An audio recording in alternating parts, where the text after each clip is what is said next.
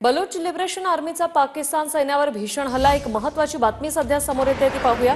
जम्मूच्या अनेक भागात पुन्हा गोळीबार। बीएसएफच्या जवानांकडून त्याला उत्तर देण्यात आलेलं आहे। पाकिस्तानने युद्धविराम तोडलेला आहे। आताची महत्त्वाची बातमी, 5 वाजता युद्धविराम सुरू झाला होता, मात्र पुन्हा एकदा जम्मूच्या अनेक भागात गोळीबार सुरू झालेले आहे आणि या गोळीबाराला बीएसएफच्या जवानांनी उत्तर दिलेलं आहे। पाकिस्तानने युद्धविराम तोडलेला आहे। अटी शर्थींसह हा युद्धविराम पाळण्यात आला होता। दोन्ही देशांची संमती आला होती, मात्र पाकिस्तानने पुन्हा एकदा त्यांचा चेहरा दाखवलेला आहे। उधमपूर आणि सांबा सेक्टरमध्ये सायरन वाजवण्यात आलेले आहेत। आताची महत्त्वाची बातमी, उधमपूर आणि सांबा सेक्टरमध्ये सायरन वाजवायला सुरुवात झाली आहे। पाकिस्तानने पुन्हा एकदा शस्त्रसंधीचं उल्लंघन केलेलं आहे। उधमपूर आणि सांबा सेक्टरमध्ये टार्गेट करण्यात आलेला आहे, गोळीबार करण्यात आलेला आहे।